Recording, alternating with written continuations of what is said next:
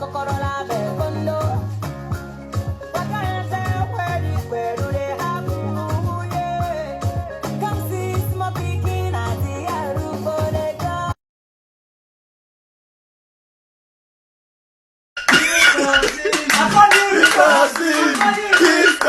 to the Diary with Mr. CV. I'm back, and I'm back with another one. I'm going to read a rhyme by one of the students that I used to teach. So Mr. Shawali, that's my surname, I am Mr. Shawali. It says, he's the best ever teacher, just like a speaker. Very good, how he stood, sometimes shouts, that's what it's about. He's always smiling, not so tiring. He always shines, that's the lines. Good at geography, I'm not sure about that one, but just like a choreography, he's the best, that's right, in the West. When we are sad, he's never mad, looks at all our books. I think our homie cooks. Well, nah, I just ordered a lot of food from, I don't even know, from Nando's or something. You can't even order food from Nando's. No. You can't. No, you can. I ordered it the other day. That's crazy. That's my cameraman speak.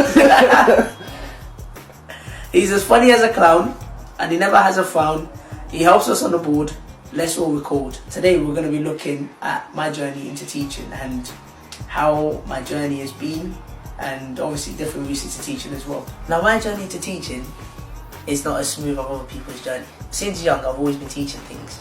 So that could be through my coaching, through my teaching, and I knew, as I've got my coaching qualifications, I knew that I wanted to also get my teaching qualifications. But this was brought about to my attention when I was in my final year of university, when one of the students in my class said to me, why don't you look into teaching? So since then, I started looking into teaching. When I was about to get into teaching, there were some requirements that you needed to have done. One of them was you have to have passed the skill test.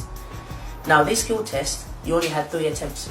If you fail any of these skill tests, which is based on maths and English, you have to wait 2 years in order to do the skills test. So when I went for the skills test, I passed the English, fantastic. The maths, I failed the first one by 2 marks, second one by 1 mark. And remember, if you fail, you only have 3 attempts. You can't fail any of the maths or English. If I fail the last one, I have to wait 2 years. So one of my good friends, she was motivating me, telling me, go for it, go for it, go for it. And for that reason, I went for it again. And the final one, the final time I did the maths test, luckily I passed. That was the beginning of my teaching, because once I've passed that, I've already got my degree. I knew that obviously I could progress forward. Even as soon as you've got all that, where my CV was absolutely brilliant, you'd have thought, okay, I've got an opportunity. But guess what? That's not the case. After that, I was applying to so many universities. I was getting rejected. I've been all around the UK, Manchester, Buckingham, London, everywhere.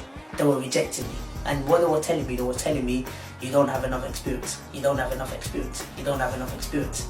And obviously for me, it was disheartening, because how can I get experience without you giving me an opportunity? For that, I said, you know what?